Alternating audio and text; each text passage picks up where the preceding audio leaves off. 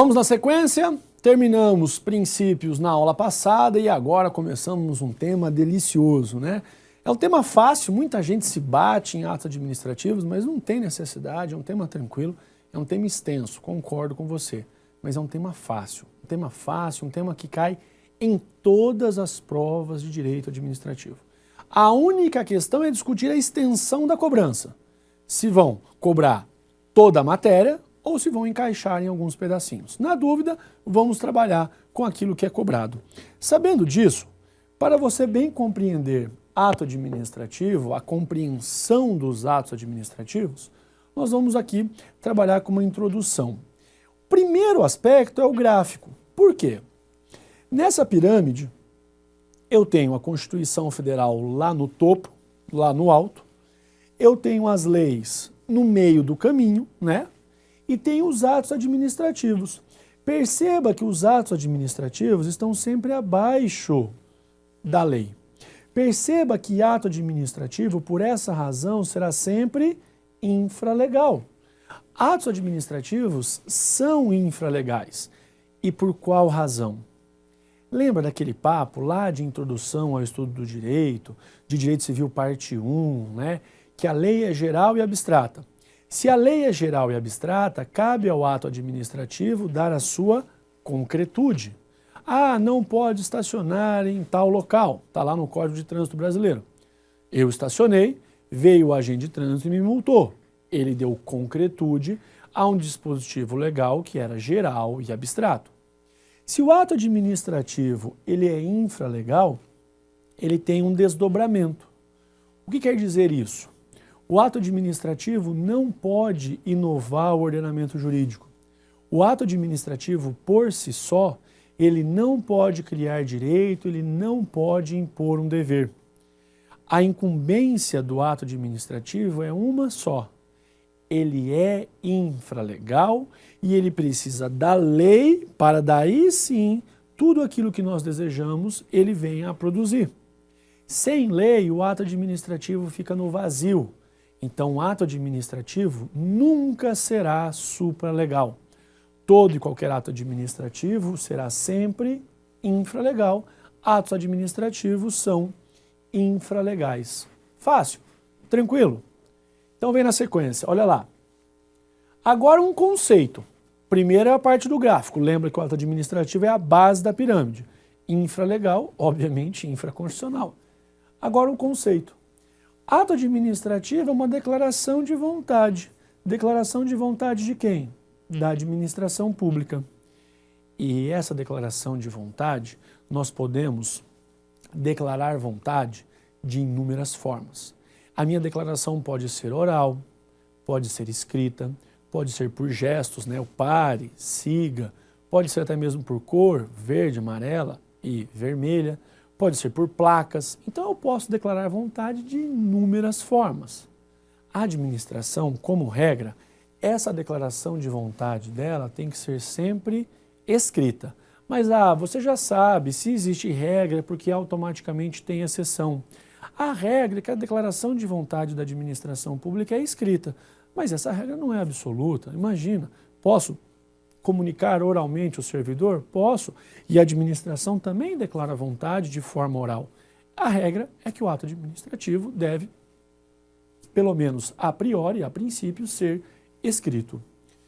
Ou de quem lhe faça às vezes, isso aqui é muito importante, ou de quem lhe faça às vezes, leia o particular. Pode o particular praticar um ato administrativo? Pode. Quando? Quando ele fizer, às vezes, da administração pública. E é por isso que você vai me fazer uma gentileza. Você vai lembrar dos funcionários das concessionárias e permissionárias de serviços públicos. Vamos trabalhar com serviços públicos também.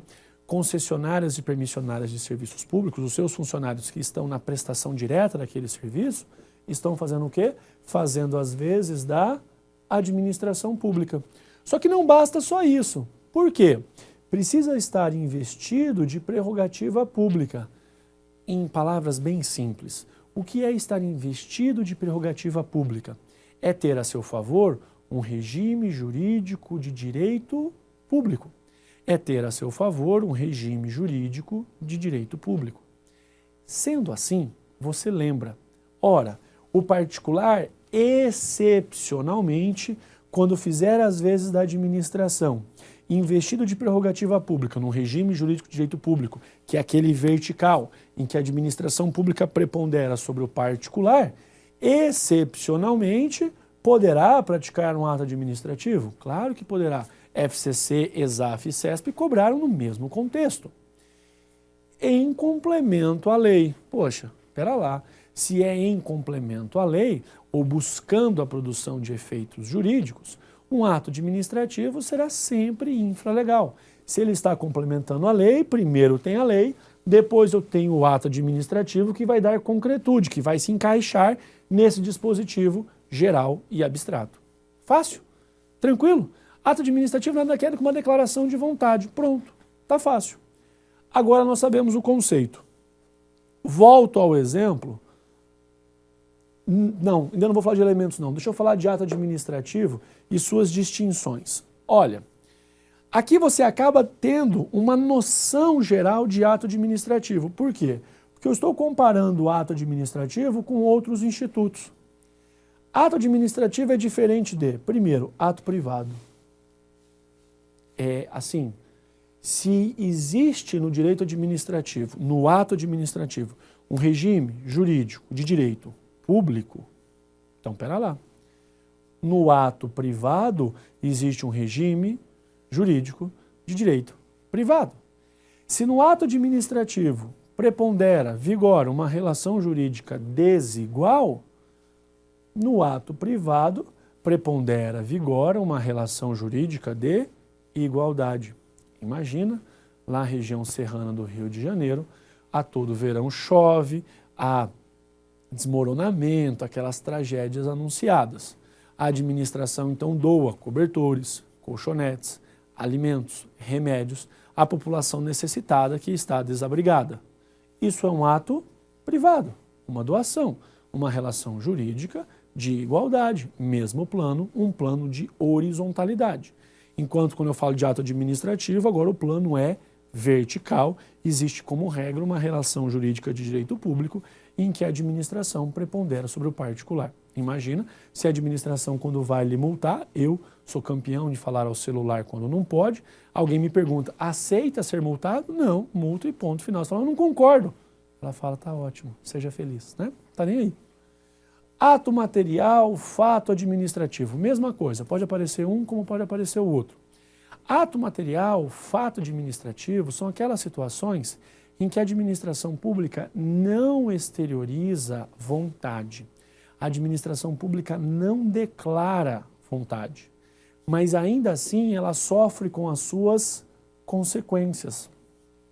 Choveu muito, alagou um hospital público. Não tem declaração nenhuma de vontade da administração, mas ainda assim ela sofre a consequência? Sofre. Por outro lado, choveu, caiu um raio, uma árvore partiu ao meio, parte que cai para o lado da rua derruba toda a fiação, sem energia elétrica naquele bairro. Sofreu a administração consequência, então logo a sociedade, a administração vai ter que resolver isso? Perfeitamente. Esse é o ato material, esse é também chamado de fato administrativo. Depois eu tenho um ato político. O que é o ato político? O ato político é aquele praticado com alta margem de discricionariedade. O ato político é aquele praticado com alta margem de discricionariedade. Pense lá, a Dilma acorda, não está bem, né? Não está legal, está de TPM, resolve declarar guerra. Fala, vou declarar guerra contra alguém, dá uma divertida. Isso é um ato com alta margem de discricionariedade. Isso é um ato político. Mas a forma clássica da cobrança não é essa. Anota para mim. A promulgação ou veto, a sanção, melhor dizendo, a sanção ou veto a projeto de lei, a sanção ou veto a projeto de lei, é a forma clássica de cobrança de ato político. A sanção ou veto de projeto de lei são classificados como atos políticos, praticado por quem está na cúpula do poder, com alta margem com alta margem de discricionariedade. Também cai, às vezes, exercendo função política. Perfeito. É isso mesmo, tá bom? Eu quero colocar uma pergunta nesse momento. Você vai anotar para mim.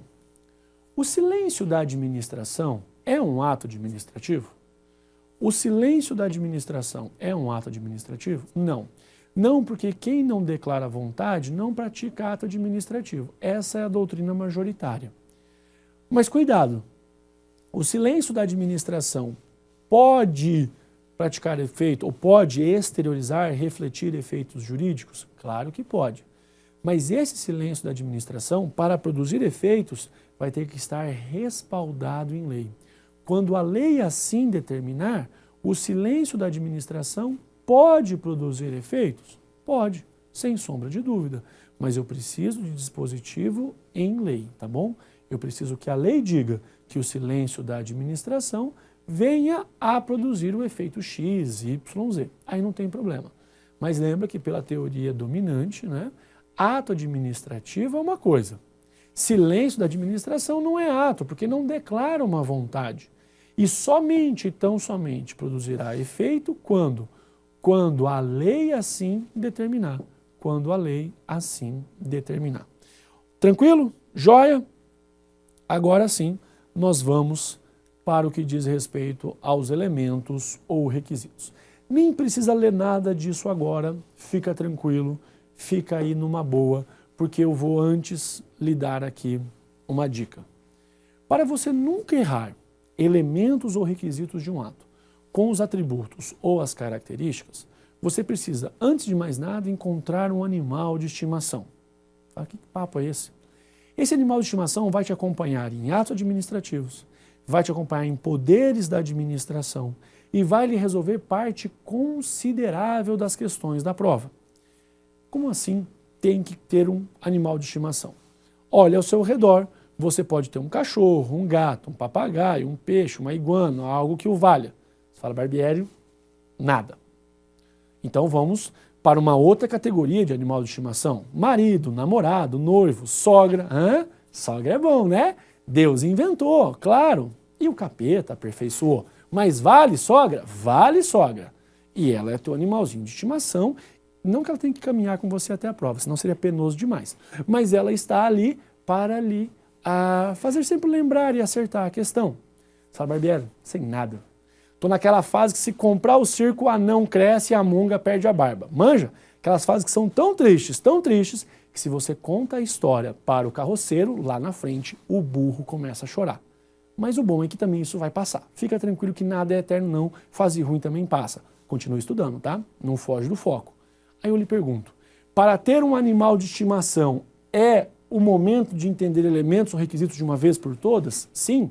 Porque quando eu vou reunir esses elementos, quando eu vou integrar todos, eu formei o animal de estimação.